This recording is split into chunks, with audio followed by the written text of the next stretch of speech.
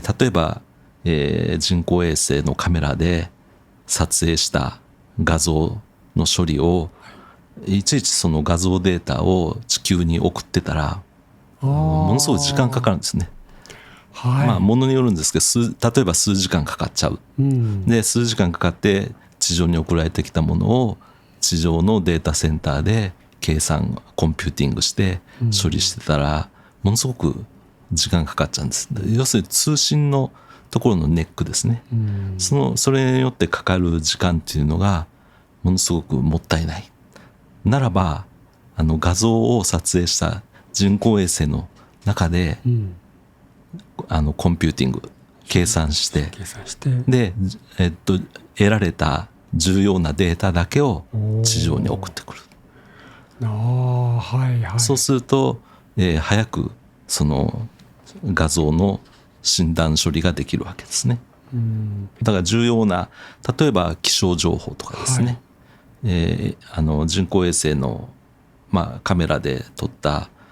いろいろ雲の動きだとか写真ありますよね、あれを、今まででしたらそのまま映像をこう通信回線に載せて地上に送ってきて、で地上でそれを再現して分析してたわけじゃないですか。それをもう人工衛星の方でというか人工衛星だけじゃなくて宇宙空間で、やってしまってその結果を地上に送ってくる、現場で最初にこの、データを得たところで、に近いところでもう処理しちゃうと、その上で地球に送ってくると、そういうことをその宇宙空間に打ち上げた衛星でやろうというのがエッジコンピューティング衛星です。ちょっと簡単なようですけど宇宙空間でそのデータ処理コンピューティング計算するっていうのはそんな簡単ではない地上でやる方がやっぱり簡単なんですけどね。やっぱり宇宙の環境ですね。でまず一つは宇宙線という放射線がいろんなものが飛び交っているんで、それに当たるとですねコンピューターの素子がやられたり、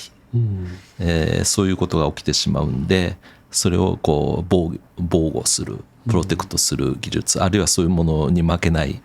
素子を作るっていうそういったことをまずしないといけない。それとあと、山崎さん宇宙っていうのは暑いと思いますか寒いと思いますか？寒いんじゃないですか？実はねめちゃめちゃ暑くてめちゃめちゃ寒い、空気っていうものはないんで、そのマイルドにする装置がないんで、お日様太陽光線が当たってる時はこう120度ぐらいになってしまうんですね摂氏、で今度太陽光線当たらない夜になると、マイナス150度ぐらいになっちゃう。コンピューターで一応冷やさなきゃいけないっていうものですからね。データセンターが冷却のためにものすごく電力を使ってますよね。でそれをこうマイナス150度の夜はいいんですけど、暑い時冷やす時に空気がないからコンピューターのファンが使えないんですよ。確かにね、こういう機械でもファンついてますよね。ブーンって空冷式でね、空気がそもそもないんで風で冷やすということはできない。水かける水もねなんか無重力ですからねうまくかけられないんですよね。それはヒートポンプでこう熱を移して、それをなんか赤外線に変えて宇宙空間に放り出してとかね、そういう技術が必要だっていうことですね。で、それと3つ目その電力、データセンターね、日本でもいっぱい建ってますけど、莫大な電力消費を伴うので、近くにまた発電所を作んなきゃいけないんじゃないかとかそういう話になってますけど、宇宙空間にね大きな発電所を作るわけにいかないんで、どうするかというと、エネルギー源は太陽光で太陽パネルでそれで、電気を起こせばいいと思うんですけど、やっぱり消費電力はそれほど大きなものは使えないわけですよ。電力ガンガン使ってコンピューティングするっていうわけにはいかないんで、はい20ワットぐらいしか使えない。電球と一緒。電球1個それもそんなに明るくない方の20ワットですから、はいそれぐらいの電力で、動く、計算できるっていうチップですね。へーだからグラフィックスの生成とかもそうですけど、そういったものを開発しないといけない。これすごい大変だと思いますよ。でそこをものすごく競ってるんですね。皆さんこんにちは。宮崎智美の考えるラジオの始まりです。今日はエッジコンピューティング衛星についてお話をしたいと思います。 MC の山崎純一郎でございます。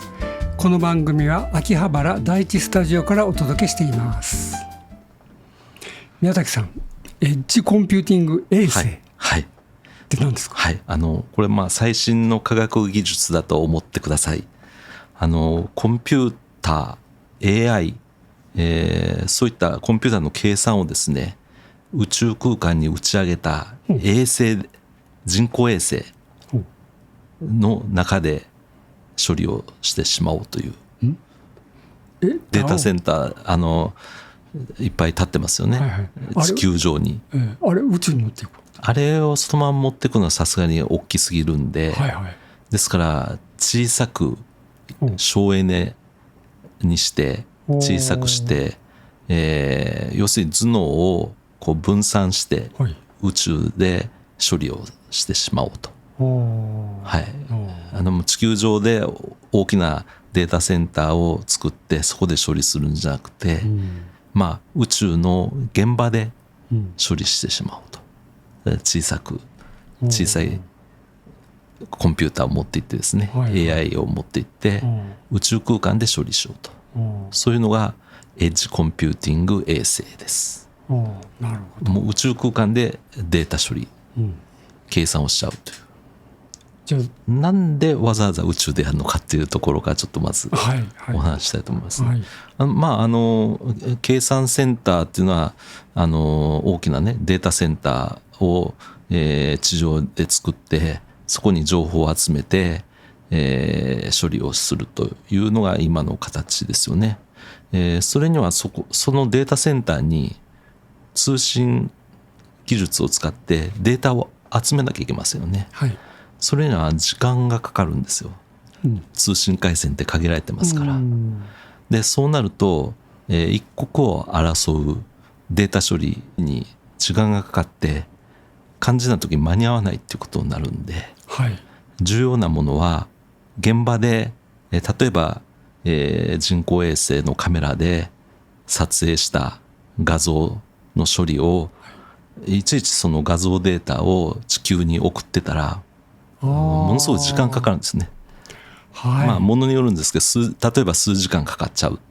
で数時間かかって地上に送られてきたものを地上のデータセンターで計算コンピューティングして処理してたらものすごく時間かかっちゃうんです。要するに通信のところのネックですね。それによってかかる時間っていうのがものすごくもったいない。ならば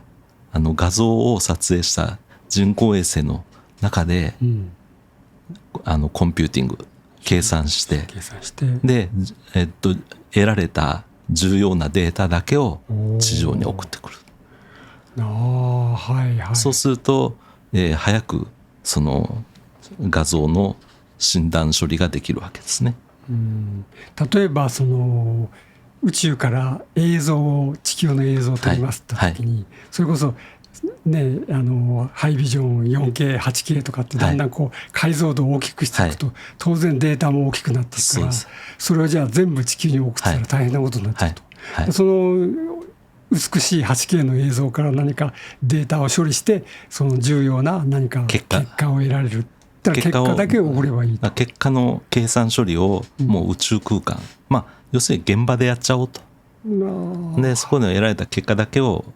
通信で地上に送ってその方が圧倒的に早いということだから重要な例えば気象情報とかですね、人工衛星の、カメラで撮ったいろいろ雲の動きだとか写真ありますよね、はい、あれを、今まででしたらそのまま映像をこう通信回線に載せて地上に送ってきて、はい、で地上でそれを再現して分析してたわけじゃないですか。それをもう人工衛星の方でというか人工衛星だけじゃなくて宇宙空間で、はい、やってしまってその結果を地上に送ってくる。これがエッジコンピューティング衛星っていう。ですから概念としては、対立軸にあるのが、クラウドみたいな、地上でクラウドで使ってたり、さっき言ったデータセンターみたいなもので集中処理していたものをもう現場で最初にこの、データを得たところで、に近いところでもう処理しちゃうと。その上で地球に送ってくると。そういうことをその宇宙空間に打ち上げた衛星でやろうというのがエッジコンピューティング衛星です。これはもう、アメリカでものすごく先行して進んでいます。クラウドと言いながら地球上のデータセンターで処理してるから、そう本当にクラウドよりもっと上のそうあれクラウドって雲のことですよね、でなんかプカプカ浮いてるところで処理してるっていうようなイメージですから、実は地上に設置されてます巨大なデータセンターで処理したりしてましたね、本当にもうクラウド雲よりもっと高い宇宙空間で、処理しようという。地上のものを持っていくわけじゃなくて宇宙空間でやられたデータをあっちで処理してこっちへ送り返してくると、そういうイメージですけどね、それが今、最先端の技術と考えていいと思います。それはアメリカが今進んでいると、アメリカの民間企業マイクロソフトとかアマゾンとか、クラウドサービスを展開してその技術を磨いてきた会社が宇宙空間へ飛び出して、そっちでやろうというところで、アメリカの民間企業主体でぐんぐん技術開発が行われてます、だからと思っていたら、やはりそれアメリカだけが突出していくと、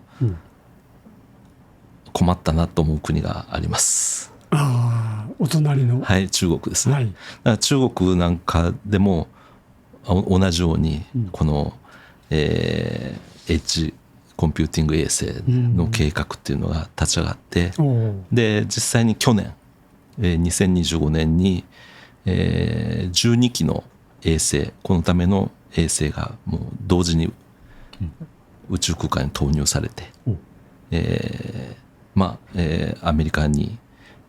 追いついていこうという動きがもうすでに出ています。またあれですね、アメリカ対中国で技術が、科学技術競争っていうのは、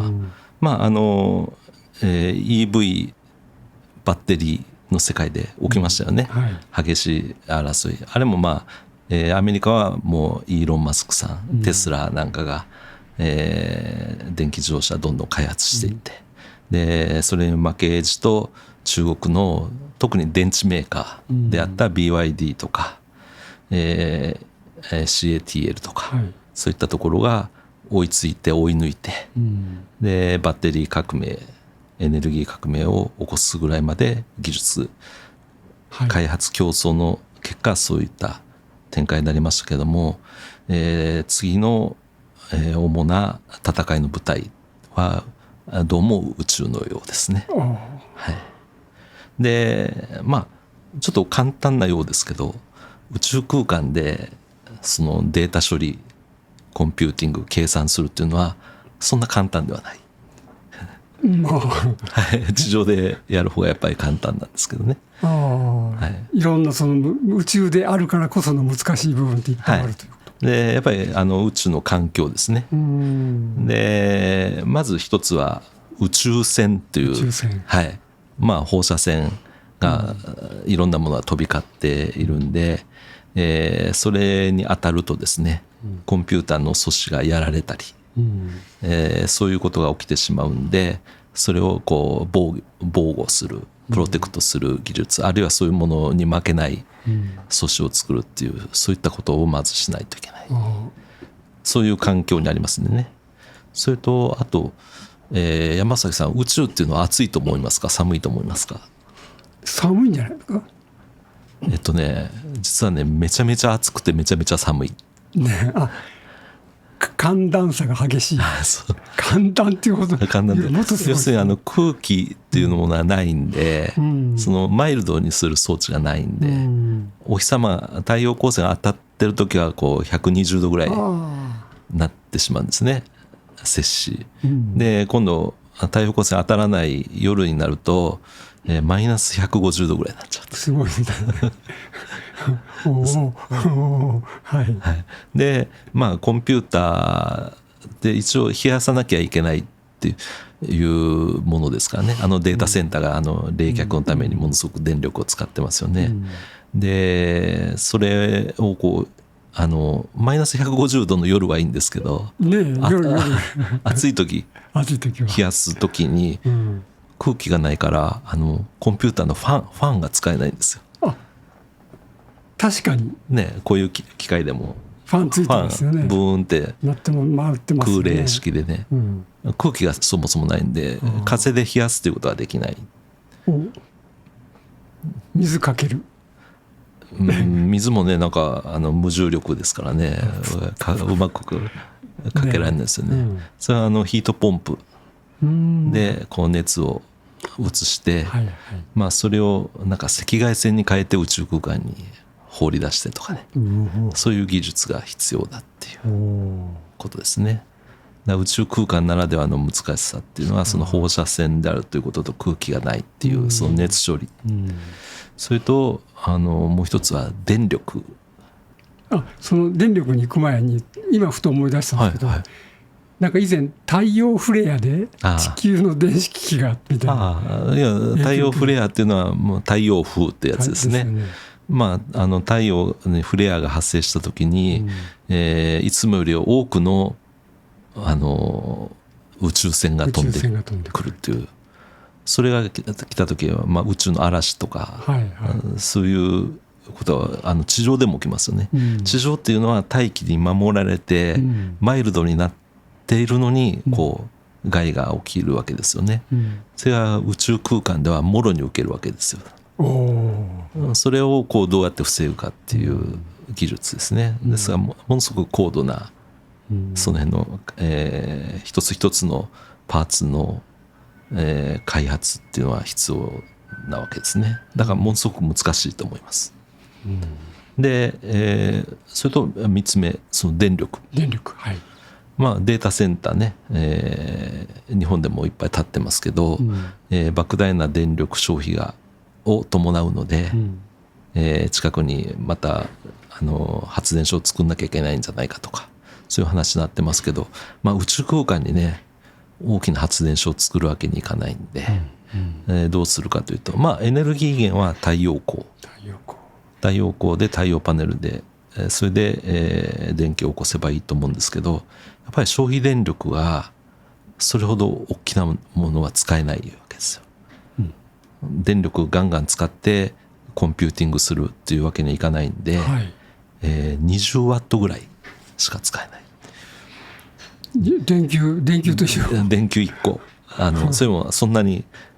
明るくない方の20ワットですから、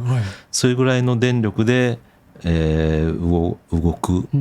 計算できるっていうチップですね。グラフィックスの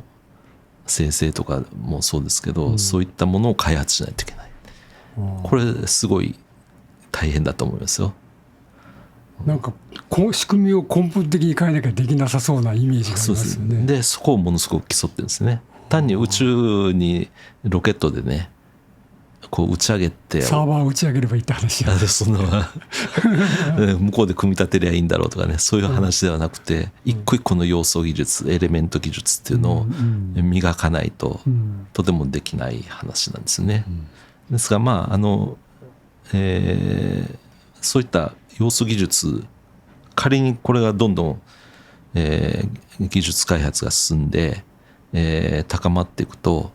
地上の方にもフィードバックされて、20ワットで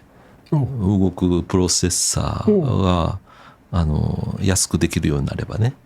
これ地上で使えばデータセンターが爆食い電力爆食いするとか、そういった課題が解消するわけですよね。すごく消費電力を抑えられるから、いいわけですよね。電力消費を抑えられる技術がフィードバックされるだろうし、じゃあ AI のために原発建てようとかって言ってる人は原発いらない、この技術、宇宙空間での技術を磨くことによってそのフィードバックっていうのは期待されると思います。電力はそうですね。あとその放射線に強いとか、いわゆる、壊れにくい、素子ができるということですね。あともう一つ、その厳しい環境であるからこそ、その計算を間違うとか、さっきの放射線の影響でね、0101のあれがひっくり返ったりするらしいんですよ、強い放射線を浴びると。そうなるとデータそのものが間違って反対の答えに出ちゃったりなんかして、それを、正しく計算する方法とかね、そういった技術開発もしてるんですよね。ですからそもそもその反転しちゃう、メモリのデータの01が反転するっていうことの研究をして、それを防ぐための研究をして、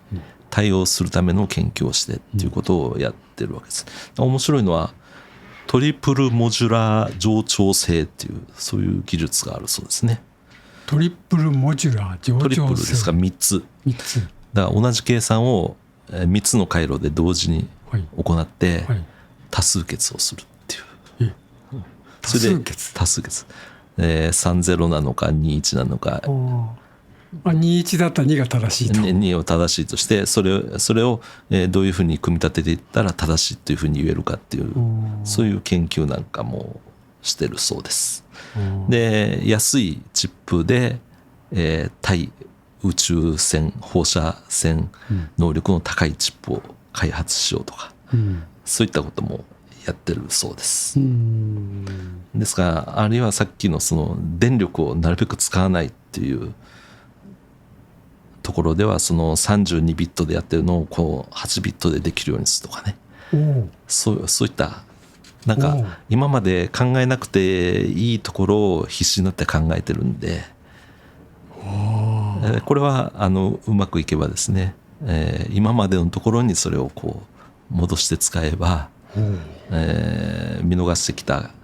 課題とか、もうこれは仕方がないもんだと思ってたことがどんどん前へ進んでいくという、そういうことにもつながります。で、宇宙で計算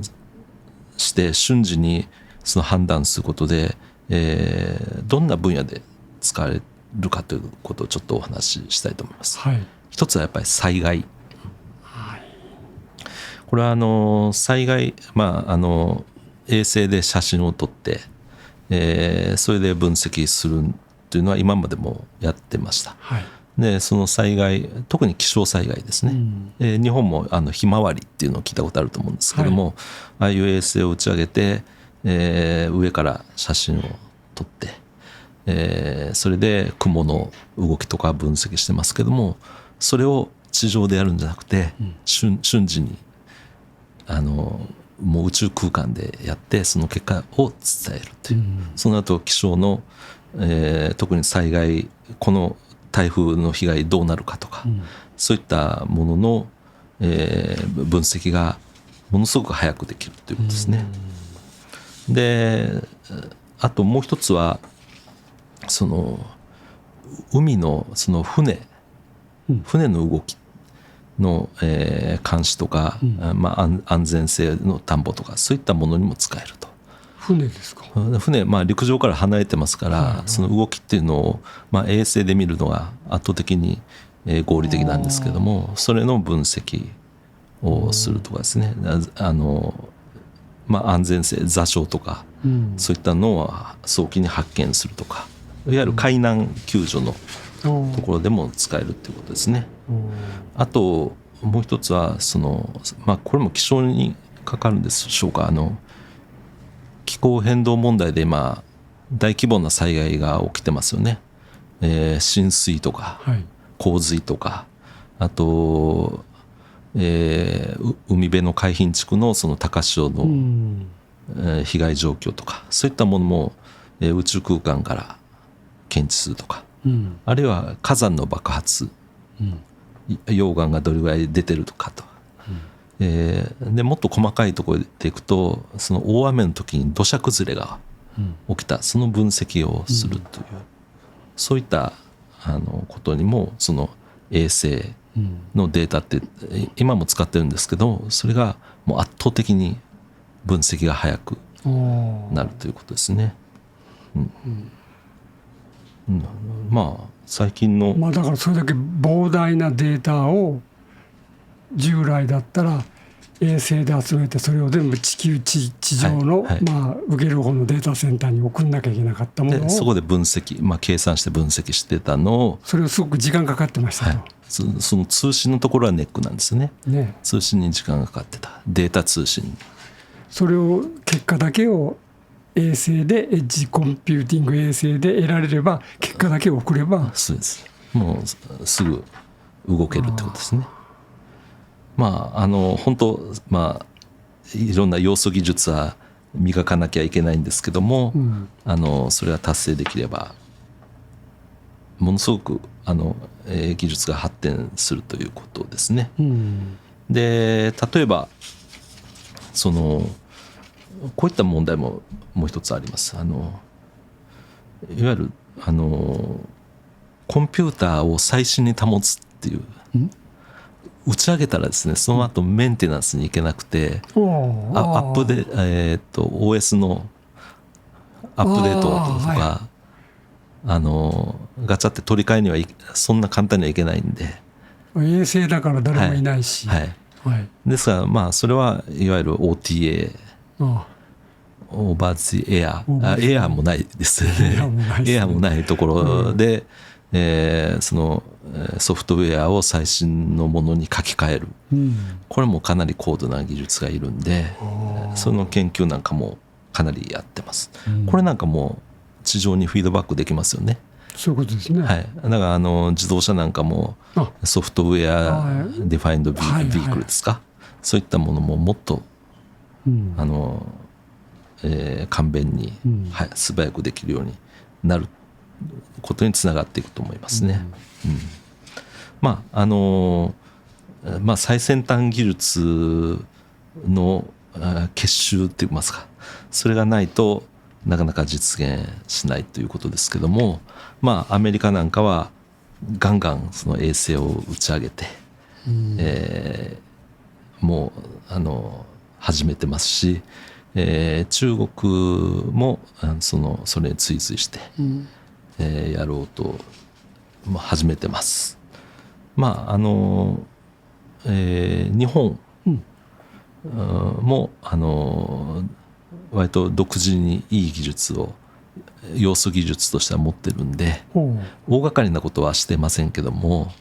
例えばどういう？例えば中国去年12機ね衛星打ち上げたんですけど、日本はそんな大量投入とか、JAXA が1機打ち上げたりはしてますけども、そういういわゆる、宇宙にインフラを作るようなところまでは日本はしてないんですよね、アメリカや中国みたいな、ですけども、その要素技術、例えば、日本企業でしたらソニーとか富士通とか、NTT とか、そうしたところがこの一つ一つの要素技術の、取り組みというのを、盛んに研究しています。そういったところで、日本にもこの、技術開発にものすごくこの貢献できる部分っていうのは多い分野でもあります。ちらっと前聞いたところによると、2024年にHP ヒューレット・パッカード、あそこがISS にサーバーを国際宇宙ステーション積むんで、そこでやっぱり膨大なデータが ISS 集める、それを地球に送り届けるのに12時間ぐらいかかる。ああ、それです。それがまさに通信回線のボトルネックですね。そうで、その HP のその ISS に設置したサーバーで解析さえすれば、それが2秒に縮まると。そうそうそう。でそこでそのなんかもうキオクシアの人なんですけどね、はい、キオクシアの SSD が使われてて、これ宇宙で使えるんですよ。だからすごく自慢してましたけど。そうですね。多分その宇宙空間で使えるためのいろんな技術を盛り込んだものだと思います。地上のものをポンと持っていったんではないと思いますね。そういった一個一個のエレメンツといいますか、要素技術を磨いていかないと、なかなか達成できないと、そういう分野ですね。ただ、それで得られる成果っていうのは、地上の、あらゆるものに対してこう、使えるものになると思いますんで、全体的な科学技術というのはこう底上げっていいますか、それにつながると思います。ですからまあ要するにこれがまあ最先端技術に取り組むことの最大のモチベーションといいますか、みんななんでこれ一生懸命やってるんだっていうことは、まあいろんなことにの生活の質向上を含めてそういったことに、フィードバックできるものであるから、ものすごく力入れてやってますね。はい、でもちょっと残念だなって話聞いて思うのは、プラットフォームはアメリカと中国、日本はやっぱり要素技術、大切なことだけども、プラットフォームになり得ないのかなっていうのはちょっと、まあ、プラットフォームを持つ必要のある国、まあ、ちょっとそこまで言っちゃうと身も蓋もないですけどもまあちょっと動機的にはどうかと思いますけども、世界の覇権を争ってる国っていうのは譲れないと思います。プラットフォームを持たないっていう、これは間違いなくあると思います。でまあコンピューティングだけじゃなくて、先にその宇宙空間を利用した通信インフラを作っちゃおうというのが、スペース X の戦略ですね。イーロン・マスクさんのところ、スターリンク、これはもう通信インフラを先に構築して、もう今や戦争まで左右してますからね。ですよね。そういったことをアメリカは民間企業主体で、が技術開発というのをやっていますよね。まあじゃあアメリカがそれを構築してみんな使わせてもらえばいいという国と、それは使えない、あるいは使いたくない、使わないでやるにはどうしたらいいのか考えなければいけない国と、それはあると思うんですね。で日本はこう身の丈に合った立ち位置にいるみたいな、だから日本が歯を争うんであれば、アメリカからも距離を置いて、中国からも距離を置いて、日本が独自にその誰からも重大な影響を受けることなく、国としてやっていくんだという目標があるんであれば、これは構築しないといけないと思います。だから国の形、あるいは国際、関係の中でどういう立ち位置の国であるのか、どういう国を目指していくのかによって、大規模なインフラに、ですから、衛星を中国は今度1000機打ち上げるって言ってますから、これの関係で、このエッジコンピューティング衛星関係で、1000機、去年12機ですよね。すごいな。だからそういうことですね、構築するということは。そう宇宙空間の、利用というもののインフラを構築するということはそういうことです。ですから日本でもねロケットのスタートアップ企業とかありますけど、それで打ち上げ、成功した失敗したってやってますけど、もうはるかに数でも、もう打ち上げの規模がもう全く違う世界があるということですね。そうなりますね。で次回といいますかこのチャンネルではそのアメリカ中国の動きを中心に、あと日本がどういうふうにそこに関わりを持っていってるのかっていうようなこともちょっと調べてお話ししたいと思います。ですがこれは現行その科学技術、純粋な科学技術として世界で取り組まれていること